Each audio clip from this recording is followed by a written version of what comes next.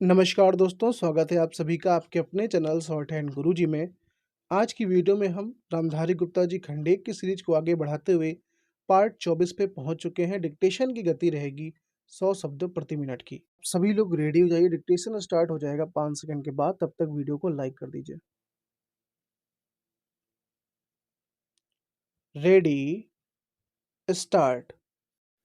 काले धन को निकालने के और प्रयत्न होने चाहिए, लेकिन उसके साथ-साथ इस दिशा में भी कदम उठाए जाएं कि ऐसे कामों पर रोक लगाई जाए, जिससे लोगों को काला धन कमाने का अवसर ही ना मिले। आज हमारे देश के विभिन्न प्रदेशों और क्षेत्रों की स्थिति में बड़ा अंतर है। इस अंतर को समाप्त किया जाना चाहिए। मुझे आशा है कि वित्त मंत्री महोदय मेरे इन सुझावों पर अवश्य ध्यान देंगे। कल मैं वित्त मंत्री जी को बता रहा था कि आप एक तरफ से नए-नए कर लगाकर खजाने को भरने की कोशिश कर रहे हैं और दूसरी तरफ आपके विभाग उस खजाने में छेद कर रुपया निकाल रहे हैं। इस तरफ उनका ध्यान जाना चाहिए। मैंने इस संबंध में एक उदाहरण दिया था कि एक लंबी चौड़ी सड़क पर एक ही तरह का काम होने वाला था। एक ठेकेदार ने 4 लाख रुपए प्रति मील और दूसरे ठेकेदार ने 10 लाख रुपए प्रति मील के हिसाब से रुपया मांगा। जब मंत्री महोदय के सामने यह चीज लाई गई तो इस बात की जांच हुई, जिसमें कुछ करोड़ रुपयों की बचत हुई है। अगर सब मामलों की जांच हो जाती तो कई करोड़ रुपयों की बचत हो सकती थी। जैसा कल मैंने वित्त मंत्री जी से कहा, उन्होंने 2 करोड़ रुपए की छूट करों में देकर हम पर एहसान लाद दिया, लेकिन मैं तो आपका कई करोड़ रुपयों का लाभ करा रहा हूँ। आप इसकी जांच कराइए और देखिए कि कैसी लूट हो रही है।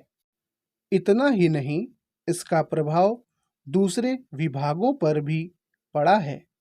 वहाँ पर जो दूसरे विभाग काम कर रहे हैं, उनकी दरें भी बढ़ रही हैं या दरें बढ़ने के लिए उनकी मांग बढ़ रही है।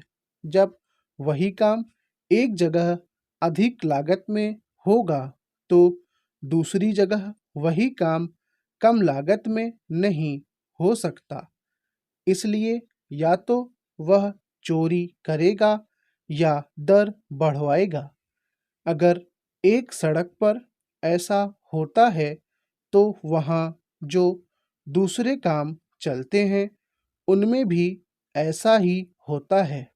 ठेकेदार आपके विभागों के साथ मिलकर दर बढ़ाते हैं। मैं भ्रष्टाचार की बात नहीं कहता हूँ, उसको न आप बंद कर सकते हैं और न मैं बंद कर सकता हूँ और न लोग। अध्यक्ष महोदय, मैं कल कह रहा था कि वित्त मंत्री जी ने जिस संदर्भ में यह बजट प्रस्तुत किया है और जिन परिस्थितियों की पृष्ठभूमि में वित्त मंत्री का भार संभाला है, उस दृष्टिकोण से यदि हम इस बजट को देखें, तो हम इस परिणाम पर पहुंचेंगे कि वित्त मंत्री जी ने निश्चित तौर पर ऐसा काम किया है जिसके लिए वे धन्यवाद के पात्र हैं। उन्होंने देश की अर्थव्यवस्था को सुधारने के भार को लेकर उसमें सफलता प्राप्त करके देश की बिगड़ती हुई आर्थिक दशा को सुधारा। पिछले वर्ष देश का उत्पादन बढ़ा है, उद्योगों में सुधार हुआ है, कीमतों में सुधार आया है, हमारा आयात कम हुआ है और निर्यात बढ़ा है। इस तरह से देश में एक नई आशा और विश्वास पैदा हुआ है। इस वर्ष के बजट द्वारा भी उन्होंने पिछले वर्ष के कार्यक्रम को जारी रखने की कोशिश करने का प्रयास किया है।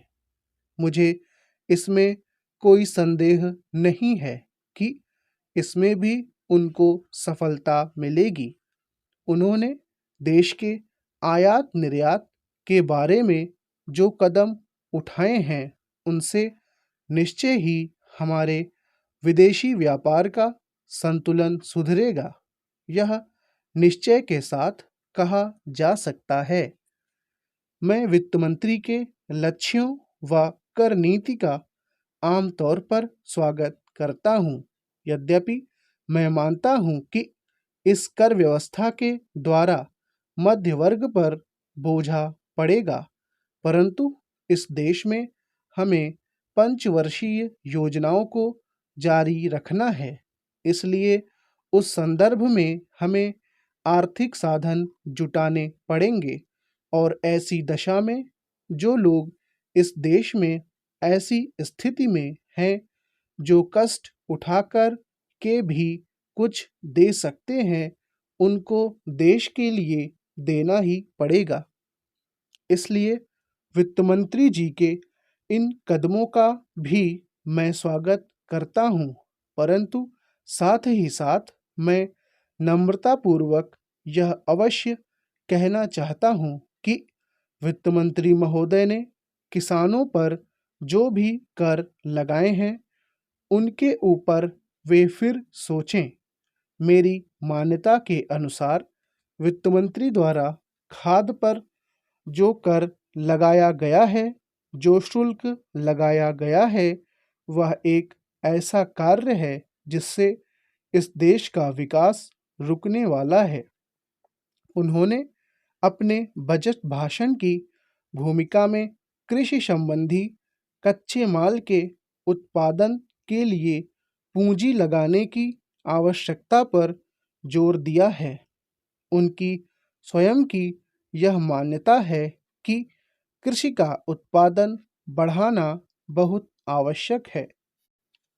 अध्यक्ष महोदय, उसके लिए सब कुछ करना है, तो फिर कृषि उत्पादन का जो मूल आधार है, उस खाद और पानी की जो व्यवस्था है, जब उस पर ही कर लगाया जाता है, तो मेरे मन में आता है कि कहीं वित्त मंत्री महोदय अपनी ही बात को अपने ही सिद्धांतों के द्वारा तो काट नहीं रहे हैं।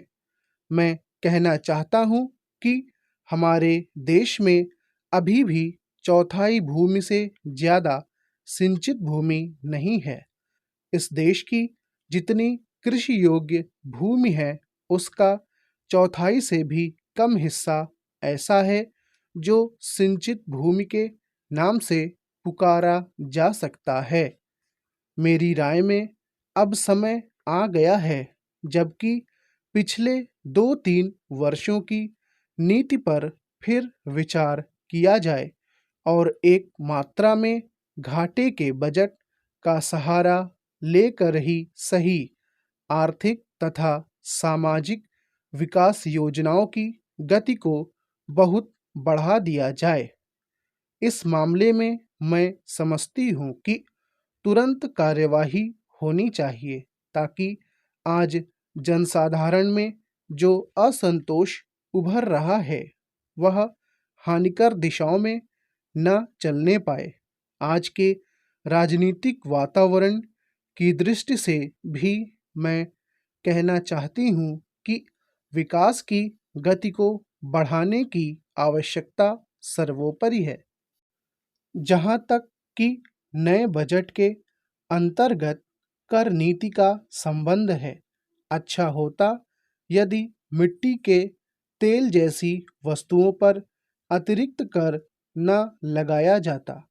मेरी राय में इस प्रकार के करों से बचना ही उचित है, परंतु वस्तुस्थिति कुछ ऐसी लगती है कि प्रायः गरीबों पर करों का भार लादे बिना सरकार की गाड़ी आगे बढ़ ही नहीं सकती। एक नया कर जिसे पहली बार वित्त मंत्री ने लगाने की ठानी है, वह कृषि संपत्ति संबंधी कर है। स्टॉप।